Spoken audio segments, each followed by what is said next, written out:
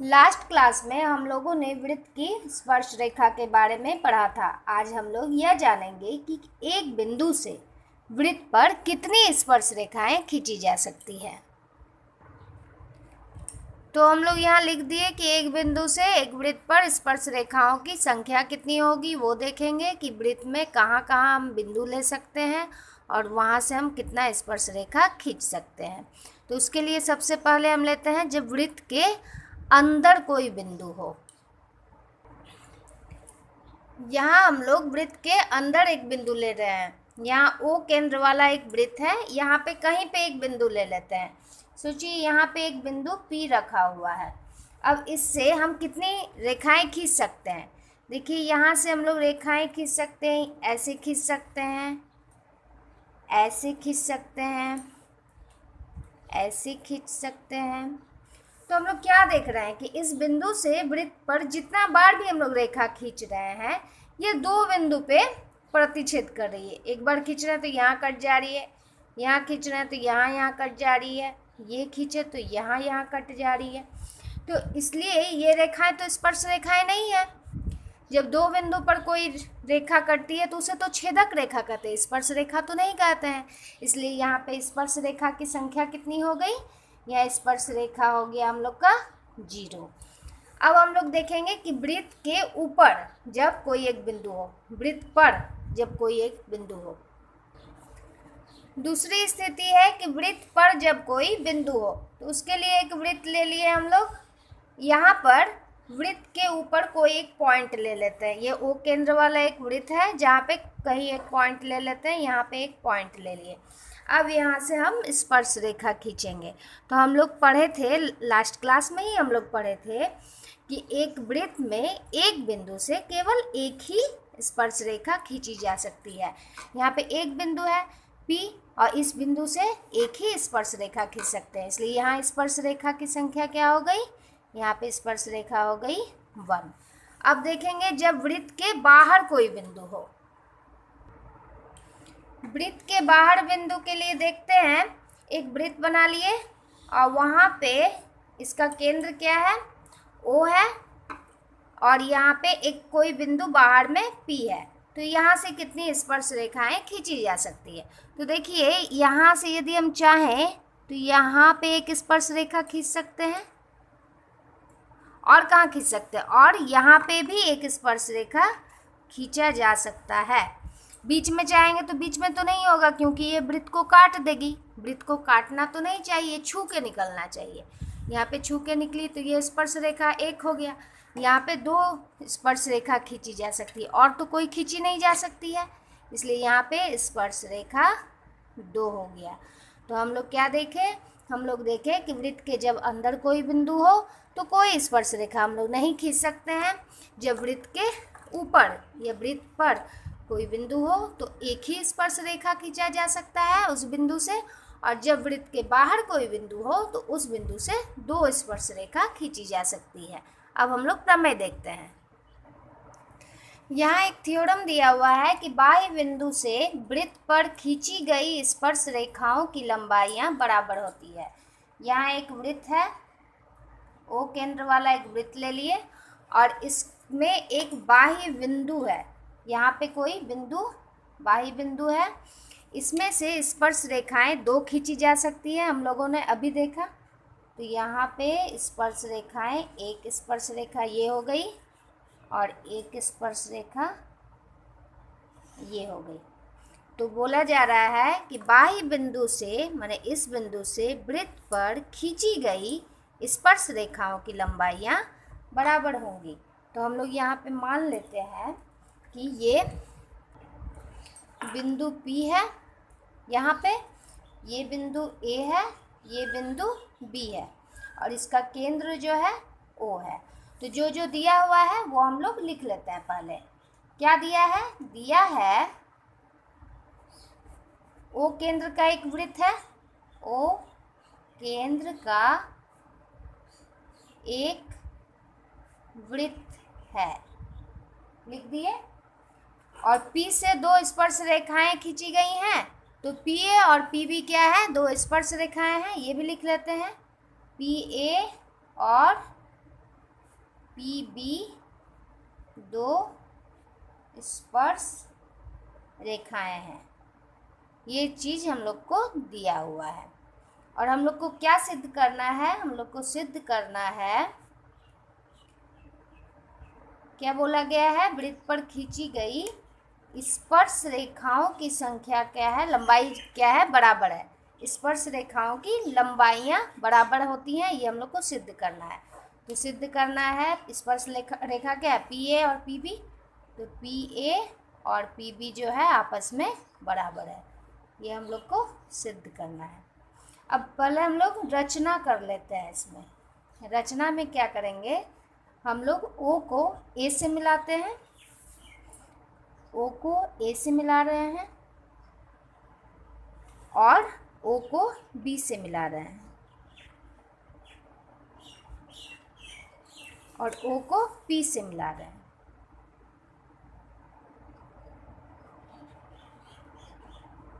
तो जो जो हम लोग काम किए वो हम लोग लिख लेंगे कि केंद्र ओ को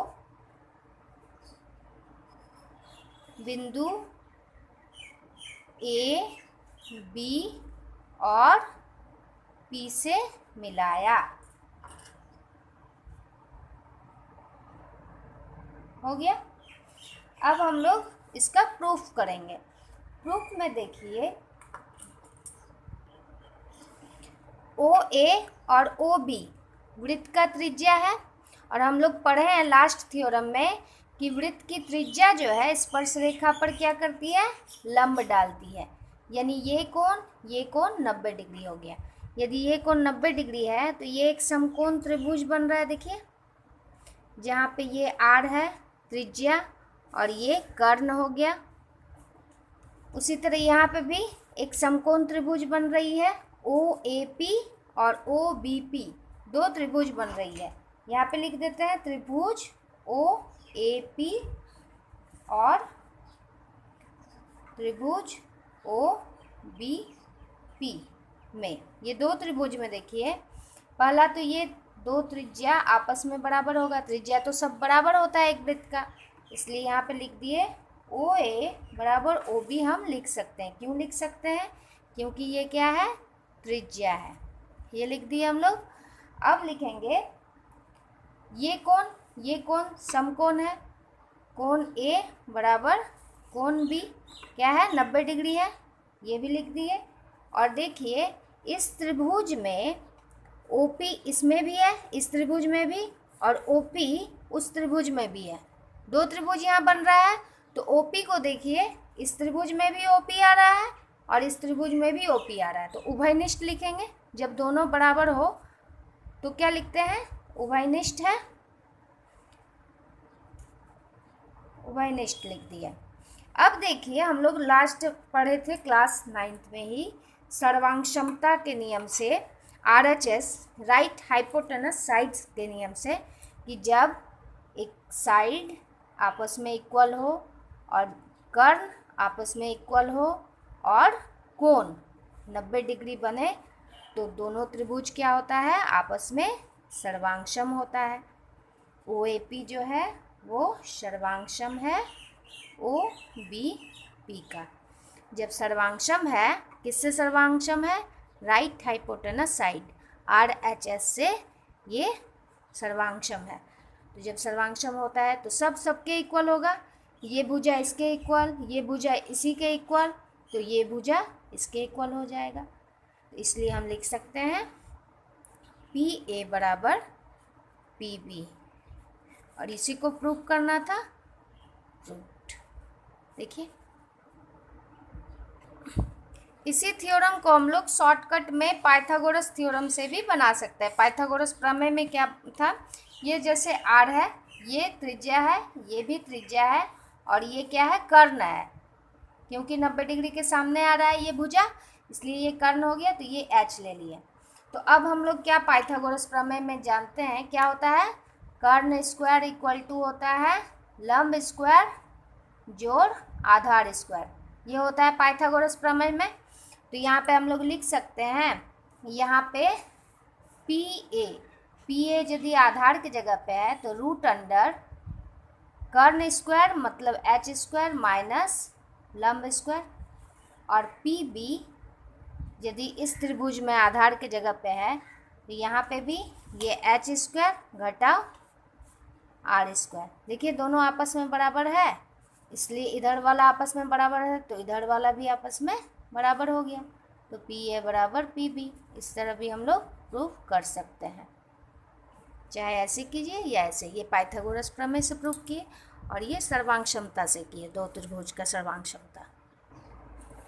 इस उदाहरण को बनाने से पहले हम लोग पहले समझते हैं सकेंद्रीय वृत्त क्या होता है। जब एक वृत्त के अंदर और एक वृत्त हो तो उसे सकेंद्रीय वृत्त कहेंगे।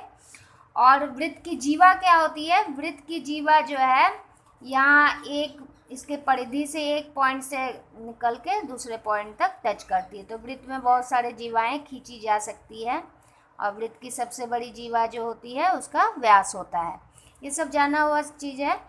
आज हम लोग को यहाँ पे देखना है कि सिद्ध कीजिए कि दो संकेंद्रीय वृत्तों में बड़े वृत्त, दो संकेंद्रीय वृत्त माने ऐसे बनेगा, बड़ा वृत्त की जीवा सोचिए ये है छोटे वृत्त की को स्पर्श करती है। यहाँ पे छोटा वृत्त को बड़ा वृत्त का जीवा स्पर्श करता है, तो स्पर्श बिंदु पर समद्विभाजित होती है। तो ये जो स्पर्श बिंदु यहाँ पे है तो ये समद्विभाजित होगी, ये हम लोग को प्रूफ करना है। यहाँ देखिए दो संकेंद्रीय वृत्त है, ये C1 एक वृत्त है बड़ा वाला वृत्त और C2 जो है छोटा वाला वृत्त है। इसमें जीवा एक खींचना है हम लोग को, तो ये जीवा हो गई, यहाँ से लेके यहाँ तक जीवा ऐसे खींचना है जो छोटा वाला वृत्त को स्पर्श करे, तो यहाँ पे स्पर्श कर रही है। अब देखिए यहाँ केंद्र दोनों का तो केंद्र सेम ही होता है दोनों वृत्त का, तो इस वृत्त का त्रिज्या क्या हो जाएगा, यहाँ से लेके यहाँ तक केंद्र से मिला देते हैं, और इस वृत्त की त्रिज्या क्या हो जाएगी, यहाँ से लेके यहाँ तक।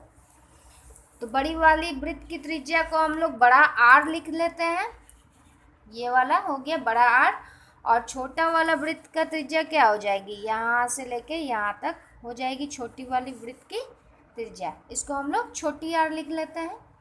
तो इसको हम लोग लिख भी सकते हैं, तो हम लोग लिख लेते हैं कि C1 बड़ा वृत्त है, C2 छोटा वृत्त है, और इसका त्रिज्या आर है बड़ा वृत्त का, छोटा वृत्त का त्रिज्या छोटी आर है।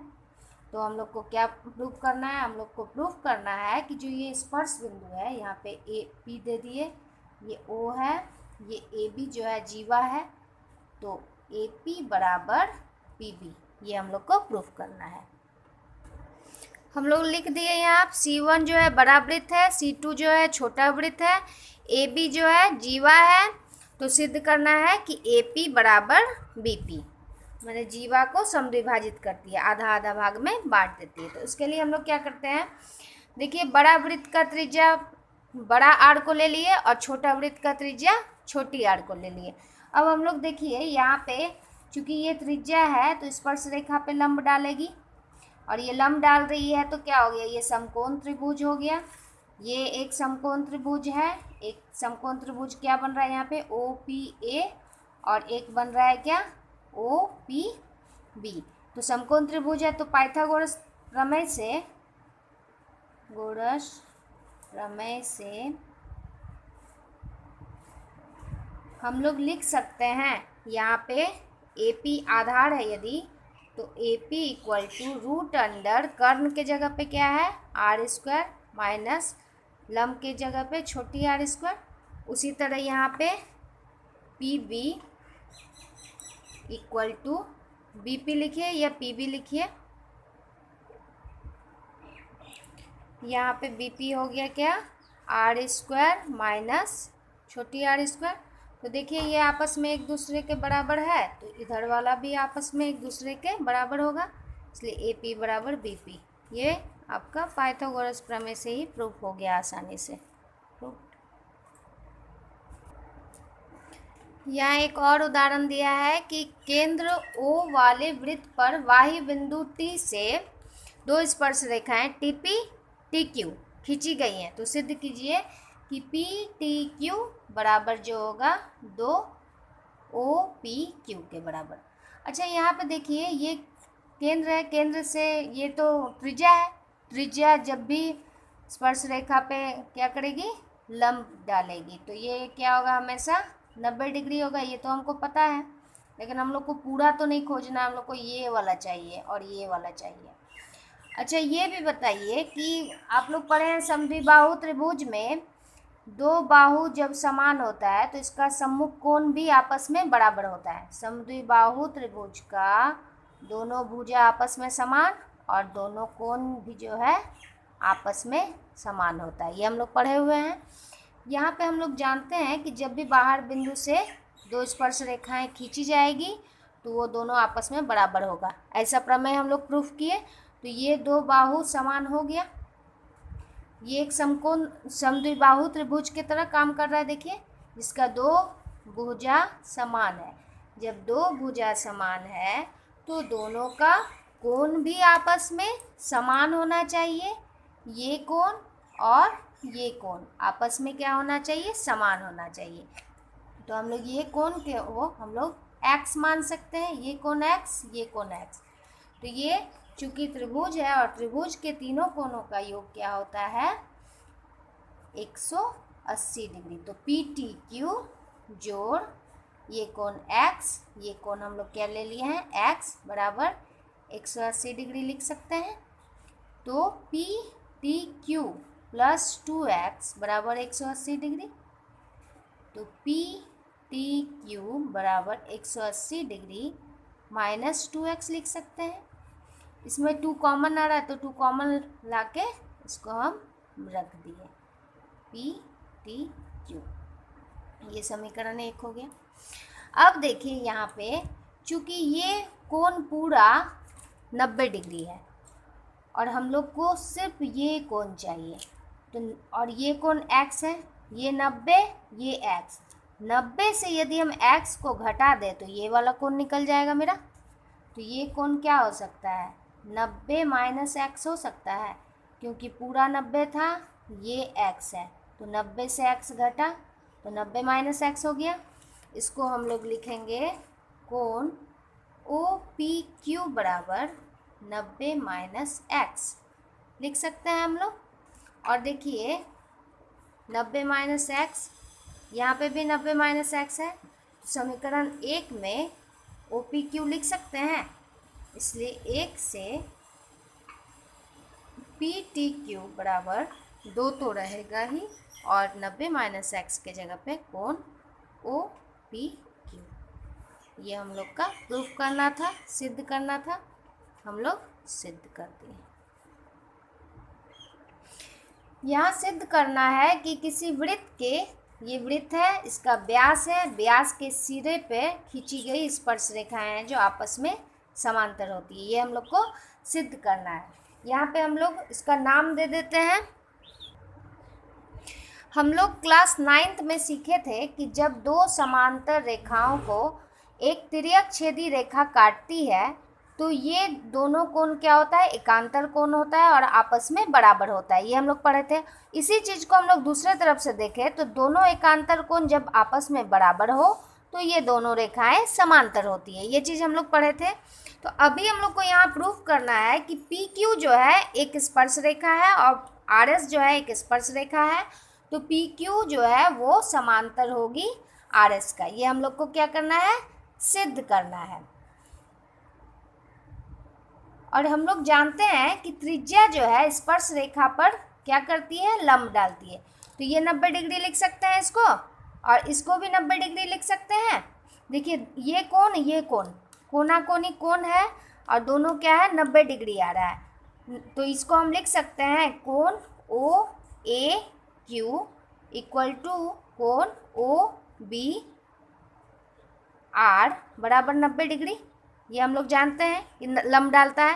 और ये दोनों जो है एकांतर कोण है और बराबर है आपस में, तो ये दोनों भी रेखा जो है स्पर्श रेखा आपस में समांतर हो जाएगी। एकांतर कोण बराबर कब होता है, जब दोनों समांतर हो रेखाएं। तो यहाँ पर इसलिए PQ जो है समांतर हो गया RS का। ये हम लोग प्रूफ कर दिए। यहाँ एक वृत्त दिया है, इसके परिघत ABCD एक चतुर्भुज है। तो हम लोग को ये सिद्ध करना है कि AB plus CD equal to AD plus BC।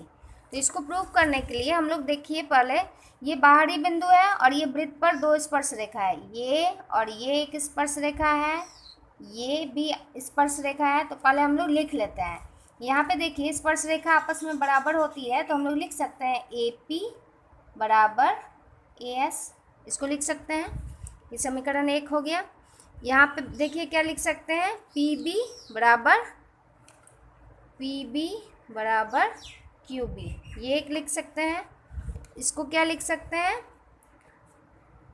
QC बराबर RC या RC बराबर QC, ये एक लिख सकते हैं। और क्या लिख सकते हैं, और लिख सकते हैं RD बराबर SD, मैंने जो जो स्पर्श रेखा था आपस में बराबर होता है, थ्योरम से हम लोग जानते हैं, प्रमेय से लिख दिए। अब देखिए लेफ्ट हैंड साइड को बराबर के इधर वाले को इधर से जोड़ देते हैं, बराबर के उधर वाले को उधर से जोड़ देते हैं। तो 1 2 3 4, चारों को जोड़ देते हैं। तो इसको लिखिए AP plus PB plus RC plus RD, और इधर लिखिए AS plus QB plus QC plus SD।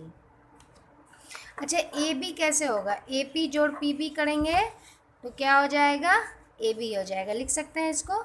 अब RC और RD देखिए, RC RD जोड़ेंगे तो क्या हो जाएगा, CD हो जाएगा, तो CD लिख दिए इसको हम लोग। और यहाँ पे AS और QB देखिए, AS और QB तो नहीं जुड़ रहा है, AS के साथ हम यदि DS को जोड़ देते हैं, AS के साथ यदि हम DS को जोड़ देते हैं या SD को जोड़ देते हैं तो आ जाएगा मेरा AD। तो इसको दोनों को मिला के AD हो गया। और QB और QC जोड़ने से क्या आ जाएगा, BC आ जाएगा प्लस BC, ये हो गया प्रूव्ड। आप लोग तब एक्सरसाइज 10.2 और उसके बचे हुए उदाहरणों को बनाने का कोशिश कीजिए। आज तो बस इतना ही।